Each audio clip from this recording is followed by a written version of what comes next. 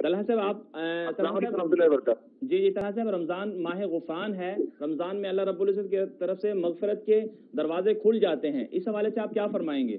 جی بسم اللہ الرحمن الرحیم. رمضان المبارک تو ویسے بھی اللہ رب العزت کا مہینہ ہے، اسے شہر اللہ کہا جاتا ہے، اور ماہ غفران بھی حوالے سے ہے کہ جناب نبی کریم صلی اللہ علیہ وسلم نے ارشاد فرمایا کہ من صام رمضان ایمانا واحتسابا غفر له ما تقدم من ذنبه، کہ جس شخص نے رمضان المبارک میں روزہ رکھا ایمان کی حالت میں، اللہ تبارک و تعالیٰ اس کے گزشتہ تمام گناہ معاف فرما دیتے ہیں.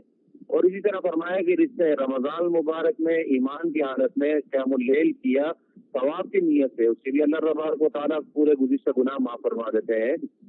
تو اس لیے رمضان المبارک کو اللہ رب العزت نے مومنین کے لیے ایک معافی کا، دوسرے الفاظ میں آپ یہ کہیں کہ جس طرح سے ہمارے ہاں ایک بزنس کا مہینہ ہوتا ہے، کاروبار کا مہینہ ہوتا ہے، ایک فیسٹیول کا مہینہ ہوتا ہے، فیسٹیول کا ہفتہ ہوتا ہے، اسی طرح سے رمضان المبارک کو بھی اللہ تبارک و تعالیٰ نے مسلمانوں کے لیے ایک معافیوں کی سے چھٹکاروں کا فیسٹیول ہے. یعنی اس کے اندر بھی معافی تو ہوگی، اس کے علاوہ بھی اگر بندہ اللہ رب العزت کی عبادت کو بجا لائے گا، اللہ رب العزت کے احکامات کو پورا کرے گا، کلام پاک پڑھے گا، عبادات کرے گا، روزہ رکھے گا، نماز پڑھے گا، ان تمام چیزوں پر، اسی طرح عمرہ کرے گا، ان تمام چیزوں پر بھی اللہ پاک نے صرف گناہوں کی معافی نہیں بلکہ عبادات کے اندر بھی 70 گنا بڑھا کر اجر دینے کا فیصلہ فرمایا ہے.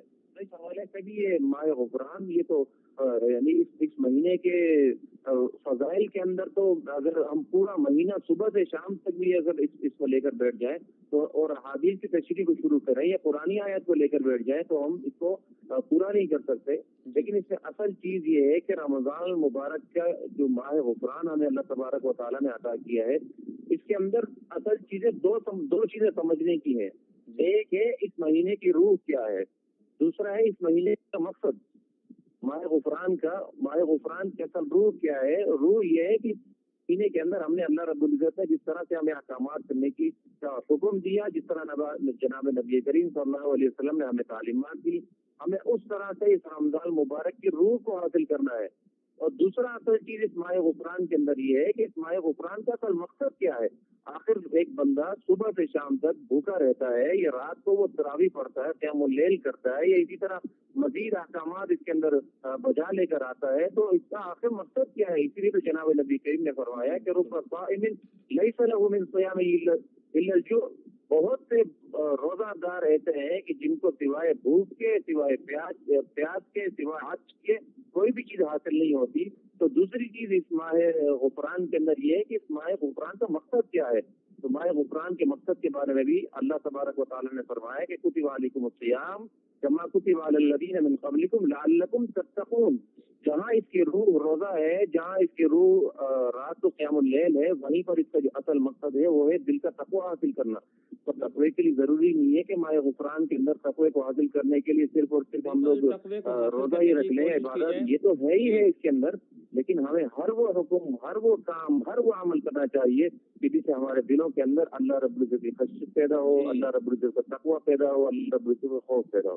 بالکل طلحہ صاحب، آپ نے بہت اچھی گفتگو فرمائی. آخر میں یہ فرمائیے گا کہ گزشتہ 2 دن پہلے ایک افسوسناک واقعہ ہوا عامر لیاقت کی رمضان ٹرانسمیشن کے اندر، تو اس حوالے سے آپ لوگوں نے کمپین بھی چلائی سوشل میڈیا کے اوپر، تو اس کے نتائج بہت اچھے نکل رہے ہیں. آگے کا مزید لاہے عمل کیا ہے، مختصر فرمائیے گا. جی، آگے کے لائحہ عمل کے بارے میں ہم نے ابھی مشاورت کی ہے، مزید بھی ہماری مشاورت جاری ہے. آگے کے لائحہ عمل کے حوالے سے انشاءاللہ سوشل میڈیا پر ساری چیزیں ہم بتا دیں گے. لیکن الحمدللہ یہ صرف ہماری کاوشوں سے نہیں ہوا، یہ تمام سوشل میڈیا کے جتنے یوزر ہیں، اس کے علاوہ جتنے مسلمان ہیں، ان کی دعاؤں سے ہوا. اللہ تبارک و تعالیٰ نے ہمیں کامیابی دی.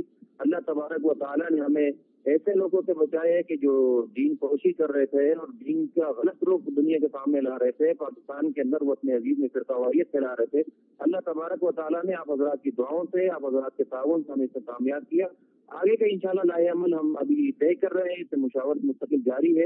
ہماری کوشش یہ ہے کہ یہ صرف رمضان المبارک یہ ایک مہینے کی بات نہ ہو، بلکہ اس سوچ کے جتنے عامل افراد ہیں، یہ ایسی سوچ کے عکاسی جو لوگ کرتے ہیں، ہم ساحیات ان پر پابندی لگائیں کہ وہ عوام کے کسی بھی پلیٹ فارم پر آ کر، ابھی ہمارا ملک وطن عزیز मजीद किसी कुर्बानी का मुतामिल नहीं है, मजीद किसी फिरकावारियत का मुतामिल नहीं है, तो ऐसे अफराद पर तायात पाबंदी लगाई जाए। हम इंशाल्लाह मुशावरत कर रहे हैं, जैसे ही कोई भी बात सामने आएगी तो इंशाल्लाह हम सोशल मीडिया पर उससे साहब पूरे आपका अंदाज से बहुत पेश करेंगे शुक्रिया, इंशाल्लाह। आपने हमें वक्त दिया। ये थे हमारे साथ तलहा अतीक साहब, बहुत अच्छी गुफ्तगू फरमा